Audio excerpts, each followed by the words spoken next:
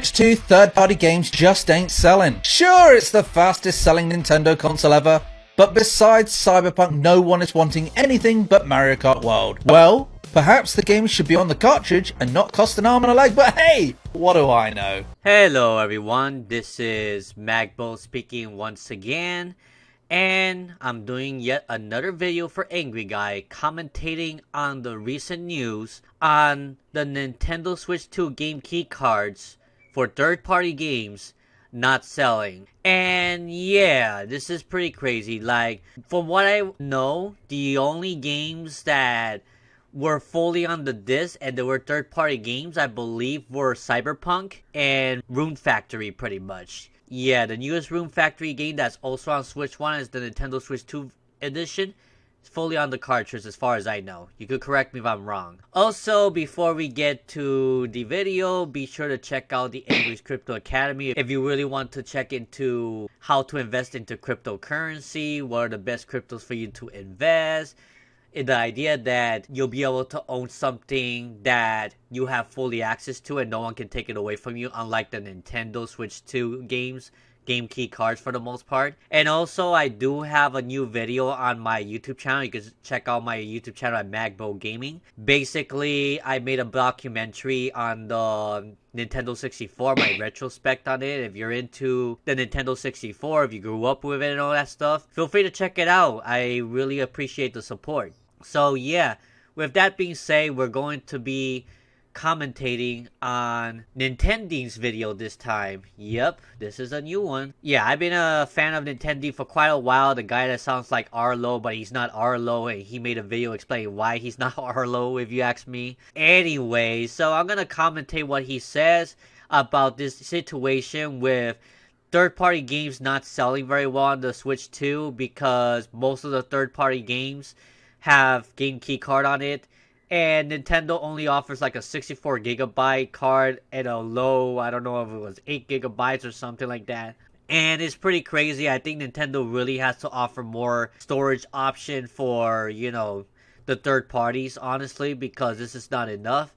And it's going to hurt yourself because most people are not buying game key cards because, well, they're not on the cartridge. These games are not on the cartridge. So, yeah. Let's get on to the commentary and let's see what he says. With the second full week since the Switch's launch complete, we've received quite a few sales numbers and there are a lot of talking points that are surfacing. First up, and perhaps the most boring data to look at, are the weekly Famitsu sales that came about in Japan. Now, obviously, this wasn't really discussed by many people online because, well, there's nothing interesting going on. There's no record-breaking second week. There's no roof blown off of a stadium because of the amount of Switch 2 units that were actually still available on the second week. It's just a very sizable drop-off, which is to be expected because they had all of their stock available from the get-go. So, generally speaking, with previous consoles, what would happen is, on the first week, you get a sizable amount of your first month sales, either half of it or maybe 1/3 of it, and then over the course of the next 3 1/3 weeks,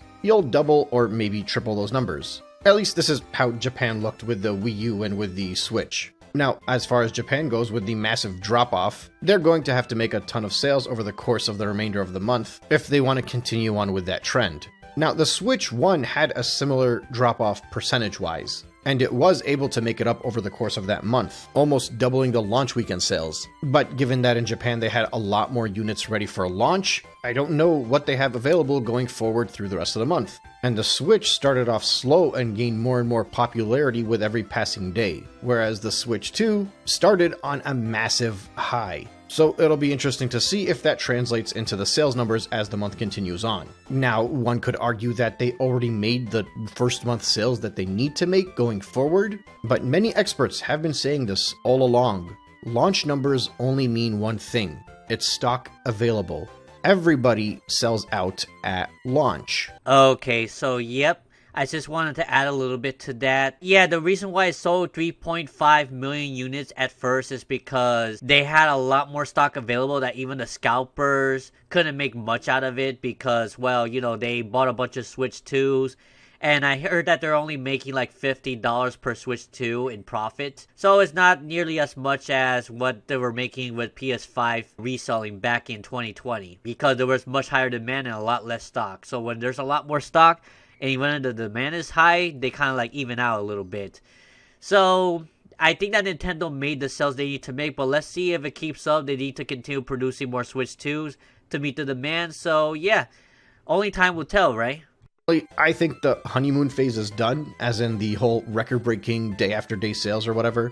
Like, I think they're still going to get these record-breaking numbers, but a lot of it is going to be carried by the first weekend. Because obviously, even if there is demand, the supply, we don't know what the situation is. Did Nintendo just hold back an extra 4 million units? Probably not, but they'll be creating some as time goes on. Realistically speaking, if the drop in Japan is as steep as it is in a location that is on the highest demand per capita of the entire world, I'm expecting percentage-wise those drops might actually be worse everywhere else. But naturally, we're going to have to wait and see how this all pans out. The only thing that seems likely for now is that the whole initial hype, knock your socks off, crazy numbers, record-breaking stuff should be beyond us unless, again, Nintendo just has like a vault of hidden Switch 2s and they're just ready to basically do a second soft launch in a week. Now, granted, this was only one part of the discussion. The other thing that's been going around is the performance of the third parties in the launch window. And look, I think there's a lot of pointless talk here as far as I'm concerned. People are blaming the types of games that are launching alongside the Switch 2. People are blaming the game key cards. Everyone's just kind of like, see, this proves my point about X, Y, or Z. Look, the only thing this proves is something that was not needed to be proven. Nintendo's launches always overwhelmingly are in favor with their first-party launch title. Exactly, and even before the game key cards that came out, we got to also add to the point that most people buys a Nintendo console for their first-party games, because that's where their exclusivity is, and that's where like your main reasons and your incentive to buy the Nintendo console, because of Super Smash Brothers, of Mario Kart, Mario Party, the mainline Mario games, the Kirby games, Zelda, Metroid, Fire Emblem, Xenoblade, yeah, so on. There's a lot of first-party games that are amazing, and they have a lot more first-party games than Sony and Microsoft has been having for the last 5 to 10 years or more. Like, I think that Nintendo has more first-party games on the Switch alone more than Sony and Microsoft ever did the last 10 to 15 years. I don't know if that's true, but you get the idea. I know that a lot of those first-party games are, ports from the Wii U version and some remaster, but there are a lot of original games as well. So that's basically the point I'm trying to say. Is the only game you launch your console with. Everything else is just background noise. It's just like, one in every 100 people will be like, Mario Kart's not enough for me.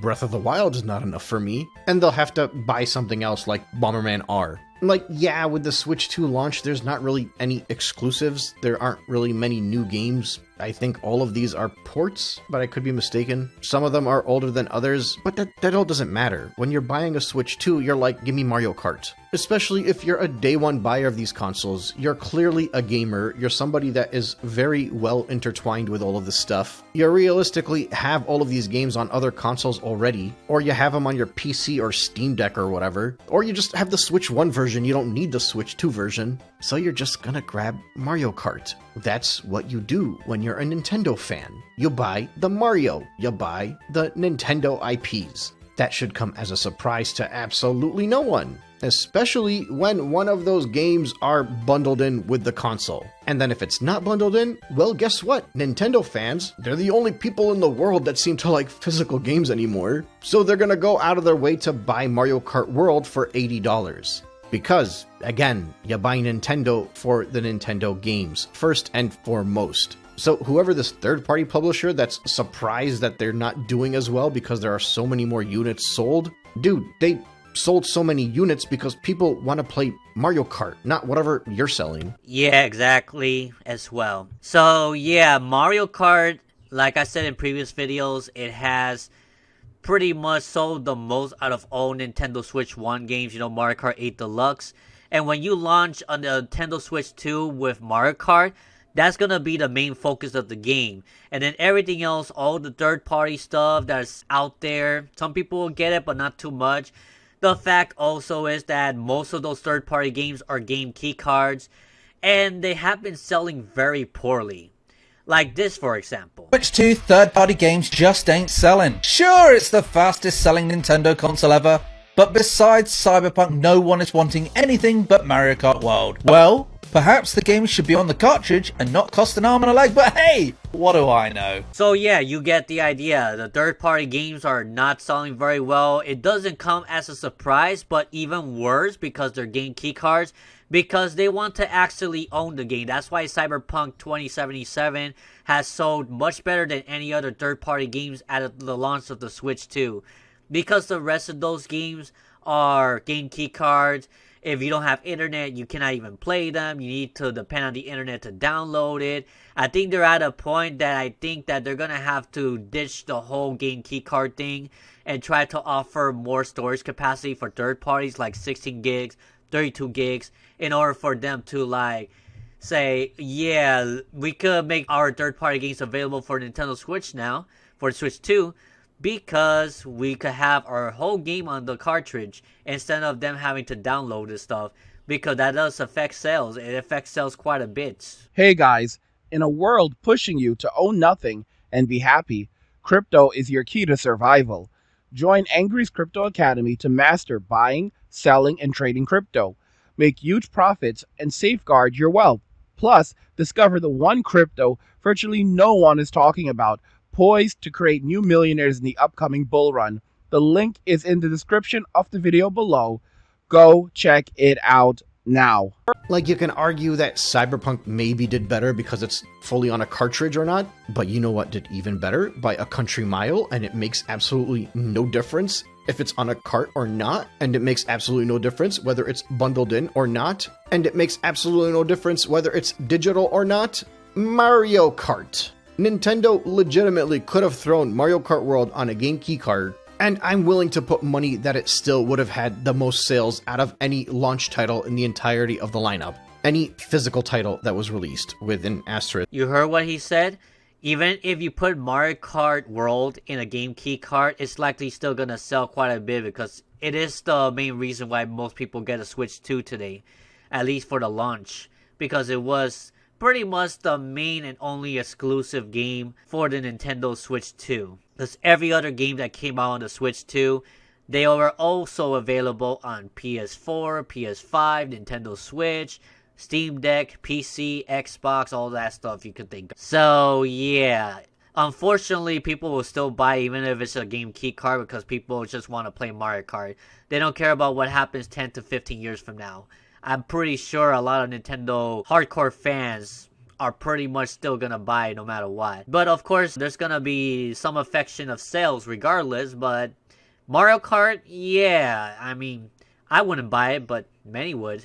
On physical, obviously, because game keycards are not physical games. Because that's what you buy a Nintendo console for. Also, Matt Piscatella, the guy that keeps sharing all the data from Circana about what's being sold and what isn't, I feel like he's always saying exactly what he needs to say without saying any more or any less, just to kind of deliver a message. Like last week, he talks about how the Switch 2 set a new all-time launch week record by getting to 1.1 million units sold during the week of its launch, specifically in the first 3 days. But like, he leaves out the fact of how long it took it to get to that 1.1 million units, because it seems like the PlayStation 4 made it to 1 million quicker and then ran out of stock. So now everybody's got that 1.1 million number to go by, and they're like, yeah, the Switch is the first console to make it to 1.1 million. So it's like, yeah, it's the fastest console to 1.1 million, but is it the fastest one to 1 million? Because that's when the other guy ran out of stock. And I realize sales only come in if you have stock, but that's not really what the point of the discussion is. The point is how quickly something actually sells. It just feels like a statistic that's full of truth, but also tiptoeing around a lot of the context. And likewise, now he contributes that the third-party share of the Switch 2 software in the US is far better than it was during the Switch 1 launch. But then in the follow-up tweet, he mentions that they reached 40% for the Switch 2, and then for 1 month after the Switch's launch, it was less than 20%. And the problem with that is that we don't have the data for the Switch 1 launch. You are comparing it to an entire month. What if people that buy their Switch 2 at launch specifically are more likely to buy a second game versus somebody that gets their Switch finally 3 weeks later? You're comparing two very different time frames here, and there's a lot more demand and enthusiasm that comes in with those first day launches, with the higher numbers as well, or that first week rather, when you're comparing it over the course of an entire launch month. And I don't know, I mean, he seems like a cool guy and he's always just kind of jumping into the conversation, but then he always closes out with the exact same thing. It's too early to claim the best or worst or this or that or whatever. I just wanted to share this data. But it's also like, you know, the narrative you're setting here by saying the things that you're saying. Like, he knows himself that it is way too early to call this or say that. And he says it himself that it's too early for any of this stuff to properly be analyzed. And he's been saying it since back in early January, where he predicted that the Switch 2 would have an amazing launch and then dive downwards. So, I don't know. I just feel like I expect a little bit more responsibility from the things that he says, because what he says has a lot of gravity. You know, it's not like me sitting here getting things wrong every other week because I just like to make predictions into a microphone. And then now when the Switch 2 fails, he gets to be like, yeah, I told you guys those first week numbers don't really mean anything. And then when it does great, he'll be like, yeah, so it doesn't mean too much if it's 3.5 million. Yes, some people may be bummed out that, oh man, it sold so much at $450. Now we know for sure they're not going to be able to price drop it anytime soon or ever. But we don't know that yet. The 3DS sold very well in the first week. But then after that, sales started slowing down. There was not enough games that was coming out that was really worth a darn. Yeah, for the 3DS case, there wasn't much games that was worth getting until, I would say, Super Mario 3D Land and Mario Kart 7. Those two games actually started to pick up. And that was 2 months after the Nintendo 3DS dropped in price. So it only took them like around 6 months or so from the 3DS launch to have a first price drop. And now they have a price that's actually a lot more affordable for the clients. And the people that paid too much for it, they were given like 10 NES titles and 10 GBA titles, I believe. So they were all free titles. Will the Switch 2 do that? Like if they drop the price and they give you some free games, or at least they give you Welcome Tour for free or something? Probably not. I mean, this is a different Nintendo compared to the 3DS days, but yeah, this is not Iwata's time anymore. So yeah, only time will tell. 3.5 million units, but maybe the sales will slow down and maybe they'll have to be forced to price drop. You just never know. Things can change. We cannot predict its future, pretty much. yeah, I told you guys from those early numbers that it was going to be phenomenal because there were patterns that showing it would. No, man, you are a statistician. If you don't have data for the first week of what the Switch 1 was doing with third-party titles, then you should not be comparing it to the Switch 2's week 1 of third-party titles, because percentages change. It's not like quantity. But yeah, I don't know why I'm going after this guy. Like, I'm not actually going after him. I'm just saying that people need to understand what they're reading before they decide to regurgitate it to the entire world. I also think that a lot of people are seeing what he said and assuming that everything else is just negative press. But what he's saying and what others are saying are not two mutually exclusive things. In fact, even what I'm saying is not proven wrong by anything that's mentioned here. These three things could all be facts. Number one, statistically speaking, a very, very high number of people that buy Nintendo consoles buy the Nintendo launch game. That's a fact. Number two, many third parties can feel like they have drastically underperformed on this launch window based off of how many hardware units were sold and how many sales they projected would be made after the console launches. And finally, number three, third-party share of Switch 2 software in the US can be better than it was during the Switch 1's life cycle. All of these things can be very true. As it stands, based off of the first 2 weeks, which is nothing to go by, overwhelmingly it seems like the Nintendo consoles are still going to be getting the best sales out of first-party titles by a drastic margin. If these patterns continue, you can be certain third parties will shy away from the Switch 2, just like they did with previous consoles. The question is whether or not these patterns will continue, and we don't know if they will or not. Yeah, so I would say, I'm gonna predict this right now. If Nintendo continues to limit the third parties with these key cards, and if their console is not powerful enough for certain games to be put on because PS6 will be coming out maybe in a couple years from now, for example, yeah, they're gonna lose their third-party support again. But I think for the time being, the third-party support, at least the indie games and stuff, they're still gonna be supporting the Switch 1 because you can put everything on the cartridge. There's no restrictions on that. They're more cheaper to purchase than buying a Switch 2 cartridge with only limited options for third parties right now. And if they don't get enough sales for the third parties, because a lot of those games are game key cards because they don't have much of an option to put their whole games on the cartridge, and they don't want to spend too much on a 64 gigabyte one, then it is going to get in a way that they're chasing third parties away.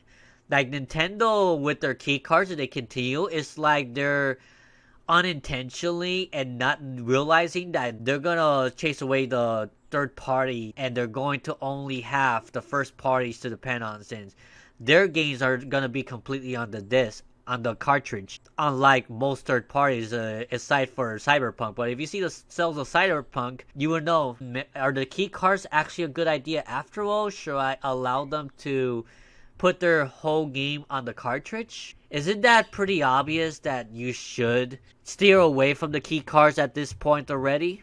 Because most of the Switch 2 games are keycard games, especially third parties. Yeah. Until we actually get some brand new and exclusive games that make people with multiple consoles feel like they rather play it on their Switch 2. I don't think they're going to be the most successful console for third-party companies, because I think most people will play them on their PC or their PlayStation 5 or whatever else they're using, Steam Deck. Exactly. So I think that the third-party games that come out are still going to be available for PS5, for Steam Deck, for Xbox, PC, all that stuff.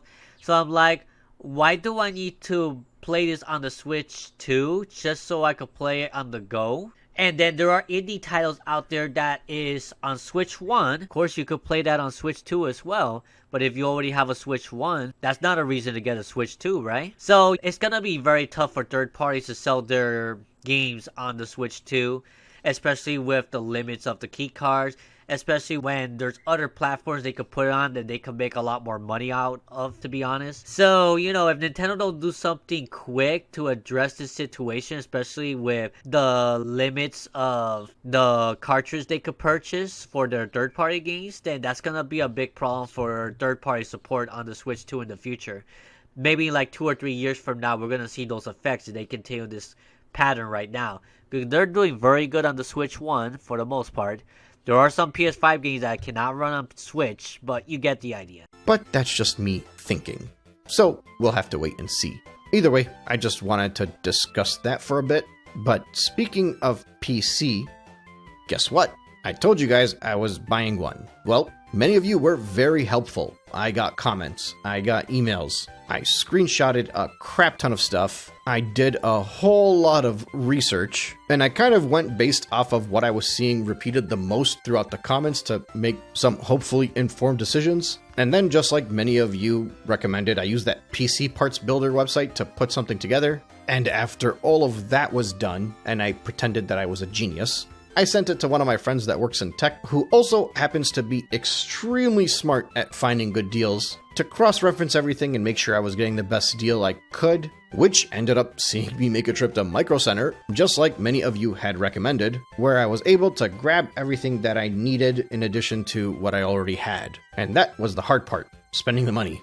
Now I get to build it. That's the fun part. I don't know that I necessarily want to share my build just yet, because there might be some changes and I might be exchanging some parts. Some random deals that might pop up over the next 30 days might get me to shift something over. But when this is all said and done, I will realistically make some kind of video on it as like a build a PC for dummies kind of showcase. It won't be like a video of me building the PC. More realistically, it'll be just kind of something for people that don't know what to do. Console gamers that are suddenly thinking about jumping ship into the PC world, needing somewhere to start. But yeah, I just wanted to update you guys on that because I was very excited today when I walked out of Micro Center. And likewise, I am very excited to get started on putting this thing together. But for now, I'm going to call it a night. Thank you all once again so much for listening, and I will catch you on the next one. Okay, so pretty much stuff like this that's happening to the Switch 2 in general, all the stuff that we have mentioned. A lot of people are steering away from console gamings and they're going to go to PC gaming because PC,